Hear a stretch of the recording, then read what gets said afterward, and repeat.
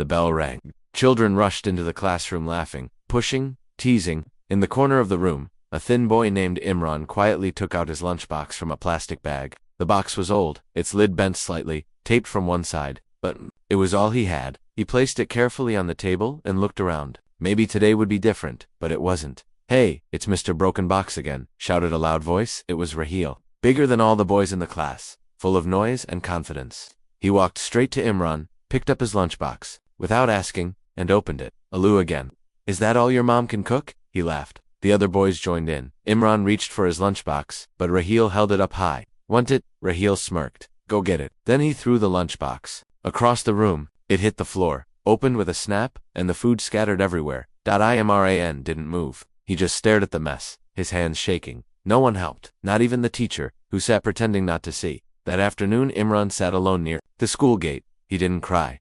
He had cried before, many times. But now, the tears had dried inside. All he could feel was a quiet sadness, like a cold stone in his chest. When his mother saw him, she smiled, tired from her shift at the factory. "Did you eat, Beta?" she asked. He nodded. He didn't want her to know that night. He watched her sit under a dim bulb, sewing clothes for other people. Her hands moved fast, and her back was bent. She paused only to fix the bent lid of his lunchbox, gently pressing it back into shape. "I'll make something better tomorrow," she whispered. "You'll see." The next day the same thing happened. Raheel, the vox, the laughter and silence. Imran wanted to scream, to shout, but he didn't. He kept quiet, like always.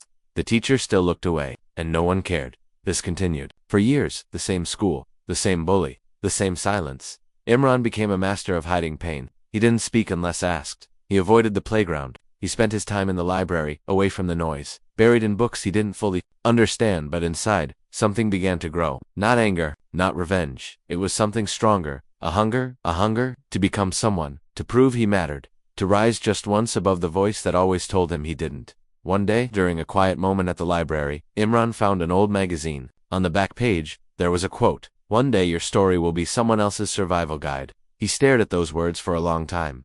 He didn't know how, or when, but deep inside he promised himself something. One day he would write a story worth reading. Years passed. Imran left school. He didn't attend the farewell. He didn't want any more memories. He worked small jobs, studied at night, and kept going. Life wasn't easy, but he had learned something from those years. Pain doesn't disappear, but it can be used, it can shape. It can build something new. One evening, after a long day at work, he returned home to find an email notification blinking on his old phone. It was from his school. Subject: 20-year reunion invitation. You are invited as guest speaker. Imran stared at the screen. His hands stopped moving. His breath caught. Why him? He opened the email. They wanted him to return. To speak, to inspire. Laughed softly, bitterly. The same place that once made him feel invisible now wanted him on stage. He didn't know whether to feel honored or broken. He kept staring at the screen, and then, just before midnight, he clicked yes. But what he didn't know was this. The past wasn't done with him yet, because buried in the guest list was a name he hadn't heard in years. Raheel Malik, the boy who had broken his lunchbox and nearly broken his spirit, was coming back to . And this time, there would be no silence. Imran couldn't sleep that night. The email kept flashing in his mind. Guest speaker. At the same school where no one saw his pain. It felt like a joke. He sat on his small bed, thinking of all the days he walked out of those gates feeling worthless. And now they wanted him to return. To inspire others. Why now? He opened his closet and looked at his clothes. Nothing fancy. Just a few plain shirts and trousers. But he didn't care about looks. What he cared about was the name that made his heart beat louder. Raheel Malik. He hadn't thought about him in years. Life had moved on, but the name brought back everything.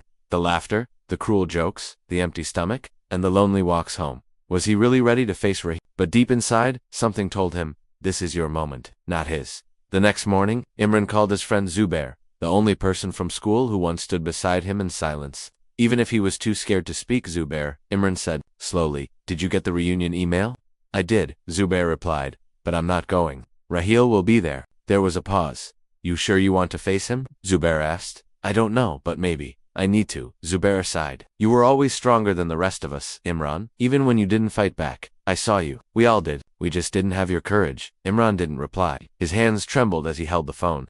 Maybe this wasn't just about the past. Maybe it was about showing a younger version of himself that healing was possible. 1 week passed. Imran stood in front of the school gates. His beard was a little longer, his face a little sharper, but the moment he saw the old brick walls, he felt like a boy again. The same fear, the same silence. He took a deep breath and stepped inside. The hall was filled with laughter. Old classmates, hugging, taking selfies, comparing their lives. Some were businessmen, others doctors.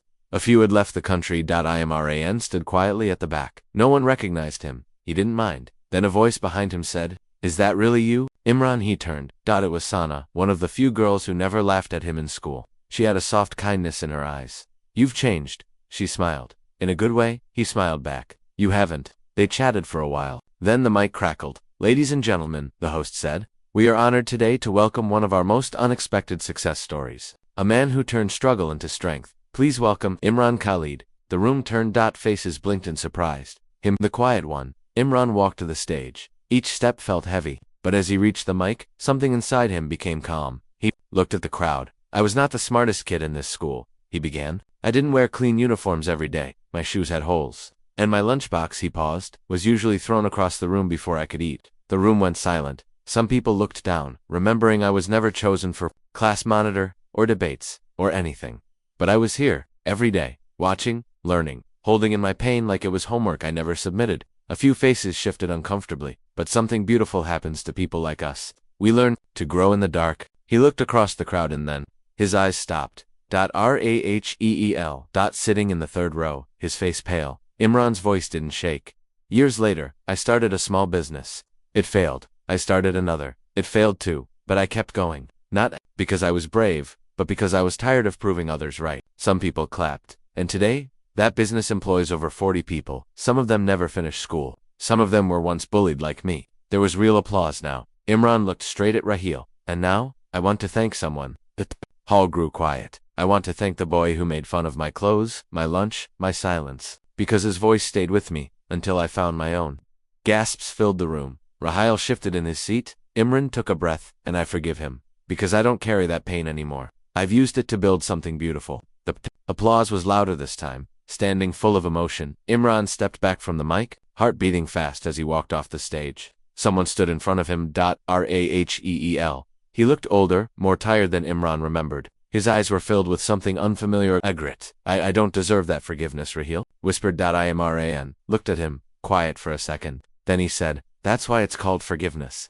He walked past him, but what Raheel said next made Imran stop in his tracks. "You're not the only one who's been carrying something. All these years?" Imran turned. "What do you mean?" Raheel's voice cracked. "I never told anyone, but I was jealous of you." Imran blinked, confused. "Jealous of what?" Raheel lowered his eyes. "Of how strong you were, even when you were quiet. Of how your mother waited for you at the gate, smiling, no matter how poor you were. I didn't have that." Imran felt something shift inside. He had always imagined Raheel as the powerful one, but maybe both of them were just boys trying to survive, and suddenly the past didn't feel so sharp anymore. Raheel didn't look like the boy, Imran remembered. The same eyes, yes, but now, they held something heavier, like he had been carrying a silent burden for years. Imran stood there, unsure what to say. The hall buzzed around them with conversations, music, and laughter. But in that moment, everything else faded. "You were jealous." "Of me?" Imran asked quietly. Raheel nodded, avoiding eye contact. "You don't understand. At school, people thought I was the popular one, the strong one. But at home," his voice trailed off. Imran waited. Raheel looked up slowly. "My father was a drunk. He used to hit me. For the smallest things. Sometimes for nothing." Imran's breath caught in his chest. "I didn't have clean clothes either," Raheel continued. "But I learned to hide it. I laughed the loudest so no one would hear what was happening in my house. And when I saw you, quiet, alone, yet still showing up every day." He shook his head. "It made me angry." Imran felt something twist in his chest. This was the boy who had made his school life a nightmare, and yet, behind the cruel words had been another kind of pain. "I was your punching bag," Imran said softly. "I know," Raheel whispered. "And I've lived with that guilt for years." The lights dimmed. The reunion was entering its last phase. Dinner in the garden outside. People began walking out, plates in hand, smiling and catching up on memories. But Imran and Raheel didn't move. "I used to wish something bad would happen to you," Imran admitted. "Not because I was evil, but because I wanted someone to finally see me. Someone to say, he matters too." Raheel nodded. "You mattered, Imran. We all saw it. But we didn't know how to handle it." Imran looked at the old wooden chairs. The school banners still hanging from the ceiling, untouched since their last day. It was strange. How time didn't heal everything but, sometimes, truth did. Raheel hesitated. "Can I ask you something?" Imran looked up. "Do you ever feel like the pain never really leaves? Like no matter how much you succeed, it still whispers to you?" Imran sighed. "Yes. Every time I doubt myself, I hear your voice, laughing, mocking, and then I hear my mother's voice, telling me to get up." Raheel swallowed. "Your mother?" She used to wait outside school. She had the warmest smile I've ever seen. She used to sew clothes all night, Imran said, so I could buy books. She had nothing, but she gave me everything. There was a silence between them, a quiet understanding growing in the space where hatred once lived. Come with me, Imran said suddenly. Or, Rahil asked, outside I want to show you something. They walked out of the hall and into the cool night. The reunion dinner was being served near the old playground. Laughter filled the air again, but Imran led Rahil away toward the edge of the school grounds, where the old bench under the neem tree still stood. This was my hiding spot, Imran said. I came here every lunch break. After you and your friends threw my food on the ground, Rahil looked down in shame. I used to eat dry roti here, alone. Sometimes ants had already crawled over it. I'm sorry, Rahil whispered. If I could go back, but you can't, Imran interrupted gently. Neither can I, but we're not those boys anymore. Rahil sat down on the bench, his shoulders slumped. I always thought forgiveness was just words, but when you said it on stage, I felt something crack inside me, like I'd been waiting to hear it all my life. Imran sat beside him. Forgiveness isn't for the other person, it's for you, so you can stop bleeding from wounds. No one sees. Rahil blinked quickly, trying to hide the moisture in his eyes.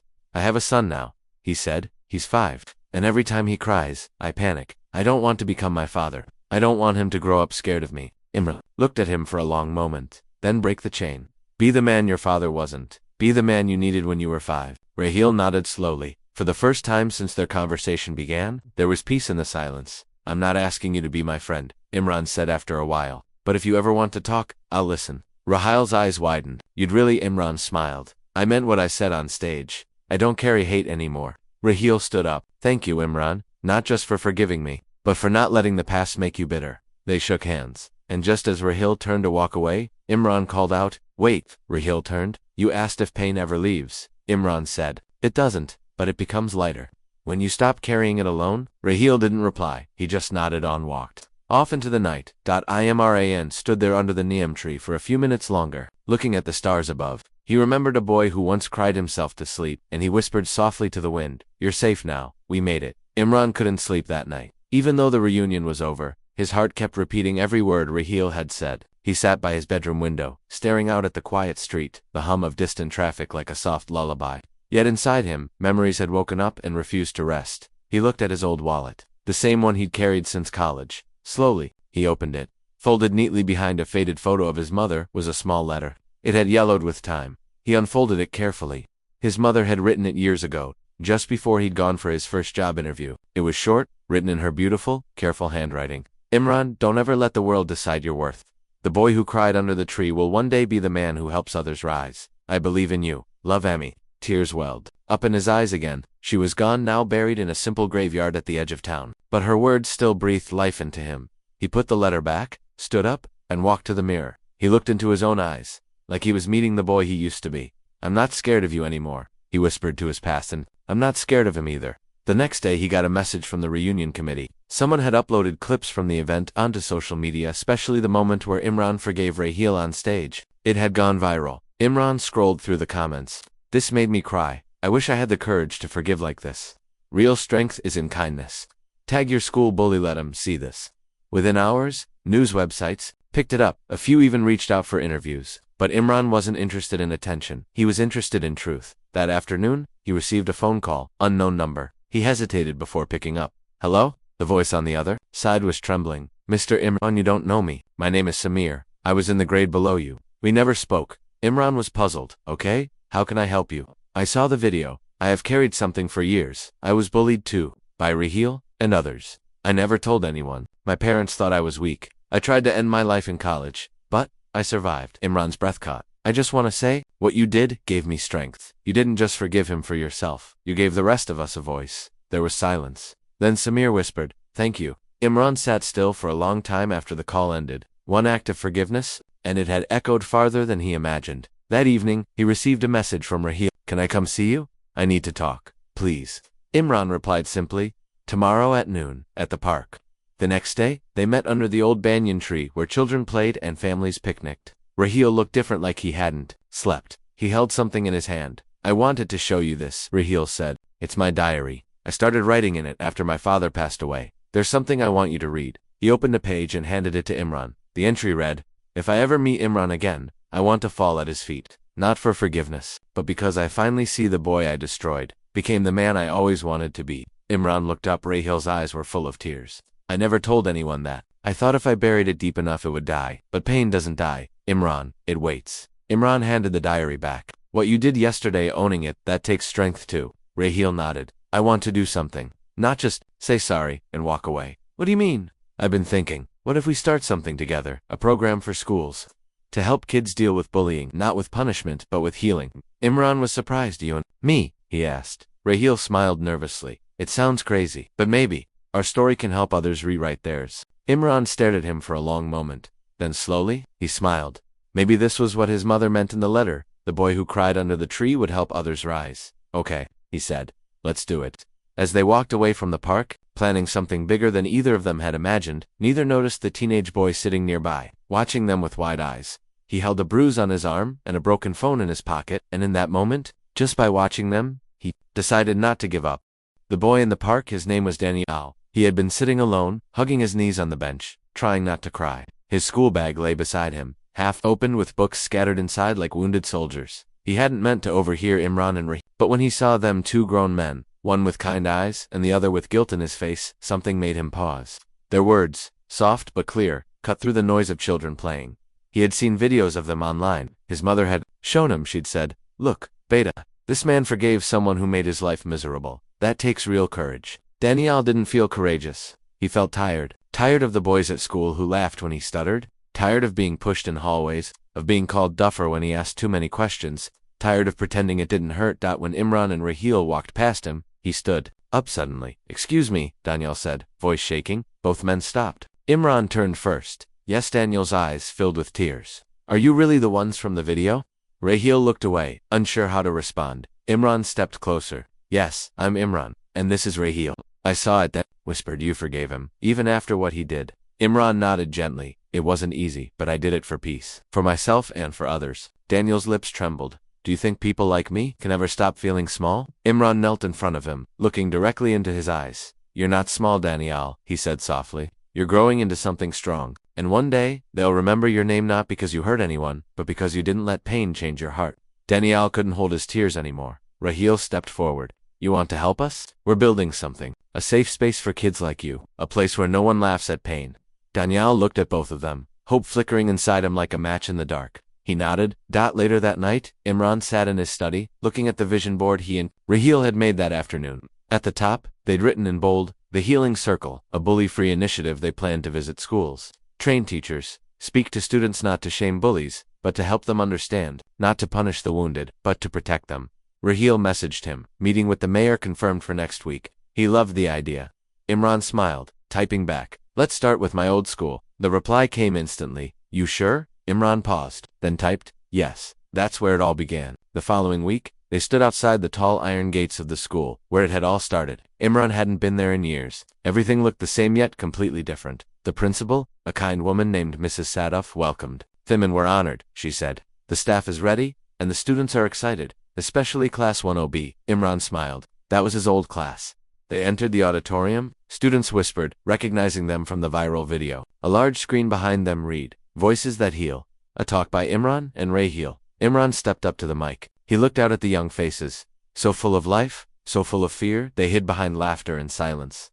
"When I was your age," Imran began, "I used to sit in the back row because I didn't want to be seen. I was told I was weak, different, useless. But today, I'm standing here, not to talk about what happened to me but about what can happen next." He paused, letting the silence speak.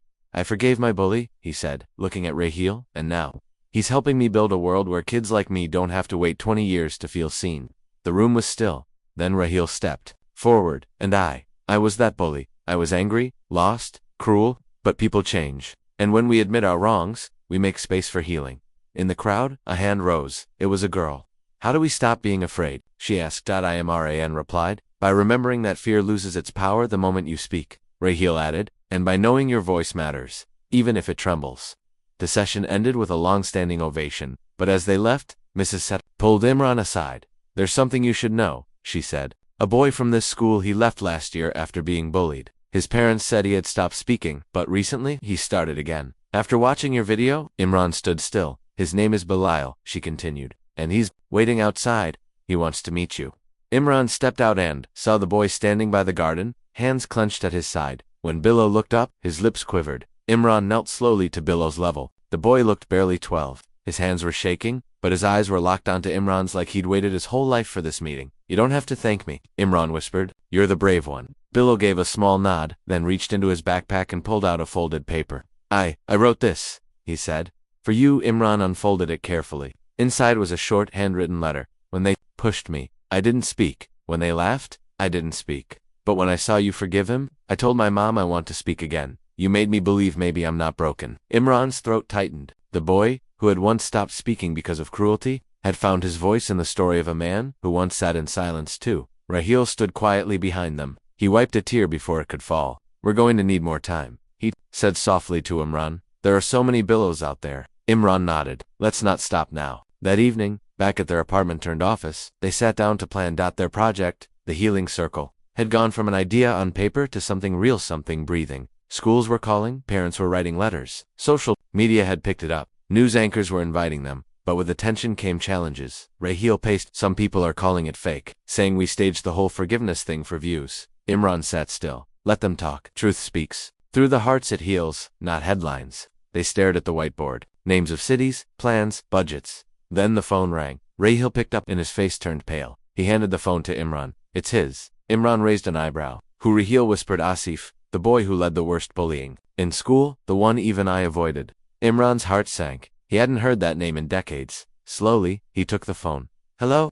The voice on the other end was deep, rough, older but unmistakable. "Imran," the voice said. "You probably hate me, but I saw your video. I couldn't sleep after." Imran didn't speak. "I just wanted to say." The man took a breath. "I'm sorry. I was the worst kind of coward. And if there's anything I can do to make it right." Imran's hands trembled. Not in fear but in the weight of the past finally catching up. He asked quietly, "I run a garage in Lahore. Come if you want. Or don't. I just needed to say this."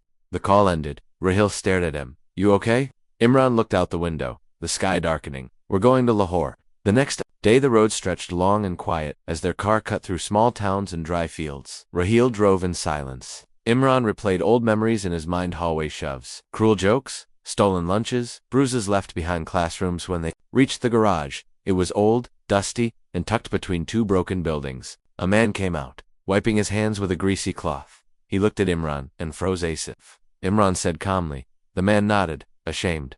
"I deserve every slap you could give me," Asif muttered. "But if you want, I can just leave." Imran stepped forward. "No, you stay." They walked to a small bench in the corner. Rahil watched from the car. For a while, no one said anything. Finally, Asif broke the silence. "I was angry, at my father, at the world. You were kind, and that made me hate you more." "I know," Imran said. "But why now?" Asif took out a small box. "Because my daughter was bullied last week. She came home crying, said she didn't want to go back. And for the first time, I felt what I made others feel." He opened the box. Inside were small notebooks, his attempt at writing letters to all the kids he'd hurt. "I don't want to die being remembered as a monster," he whispered. Imran stared at him, then said quietly, "Come with us." Asif blinked. "What?" "We're going to Karachi next week. To speak to students? Come with us. Tell them what hate turns you into and what regret does." Asif looked like he might cry. "You'd let me stand beside you?" he asked. Imran nodded. "Everyone deserves one chance to become who they were meant to be." That night, Imran uploaded a short video. Just him, speaking to the camera. "I once forgave my bully. Today, I forgave another. Not because I'm perfect, but because every healed wound has the power to heal others. Forgiveness is not weakness, it's the first step toward peace." Within an hour, the video crossed 200,000 views. But the real surprise came from the comments. "I'm ready to speak now. I was a bully, and I want to say sorry. Please visit our school next." My son just smiled again after months, but just when things seemed to turn beautiful, a new headline flashed on Rahil's phone. "Anonymous source accuses forgiveness project of fabrication of Ada's mess. Coming soon." Imran stared at the screen. The world that had just embraced them was suddenly turning its back. The newsroom lights were cold. A newscaster's voice echoed through the laptop speakers, sharp and unforgiving. "A viral forgiveness project that touched millions may not be what it claims. An anonymous source has come forward, accusing Imran Shah and Rahil Abbas of staging their reunion with a childhood bully, but claim it was all scripted and paid for." Rahil slammed the laptop shut. "This is a hit job. Someone's out to destroy everything we built." Imran sat still, his eyes unfocused. The room felt heavier than usual. Outside their small Karachi apartment, traffic moved as if nothing had changed. But inside, their world was tilting. They had faced doubt before, but not like this. Not with national news anchors turning on them. Not with sponsors calling to pause. Support. Not with their own followers flooding comments, asking if the pain they witnessed was just performance. Raheel stood pacing. We should release all the proof behind the scenes footage, the messages, everything. Imran shook his head. It won't help. People who want to believe lies will believe them louder than truth. Then the phone rang. It was Asif. His voice was broken. They came to my garage, took photos, said I was part of some media hoax. I swear I didn't say anything. I didn't, I know, Imran said gently, but my daughter saw the news. She asked if her father was a liar. That silenced both sides of the call. The next morning, Imran decided to go quiet. He stopped checking social media, stopped replying to messages, even stopped returning media calls. But Raheel couldn't rest. He was fire. They want silence from us so they can write their version of the story. We need to fight back. Imran finally responded, quietly, we won't fight noise with more noise. We'll wait. For what? Raheel asked. For truth to speak on its own. Days passed, then a storm arrived literally. A school in Sindh, where they were scheduled to speak, was damaged by unexpected floods. The principal called and begged them to still come. The children have nothing left, she said. If you come, maybe, they'll feel hope again. Raheel looked to Imran. After all this, still go. Imran nodded. Especially now. They arrived at the school as volunteers, not speakers. They brought boxes of clothes, food, and books. They didn't film anything. No speeches, no stage, but someone did. A teacher recorded a quiet moment, Imran kneeling to fix a broken shoe of a child, while Raheel handed out water bottles to others. The kids weren't cheering. They were just watching. Trusting. The video went viral again without a single word from them. When cameras turned away, they kept showing up. Let the liars scream. These two just kept serving. This is real.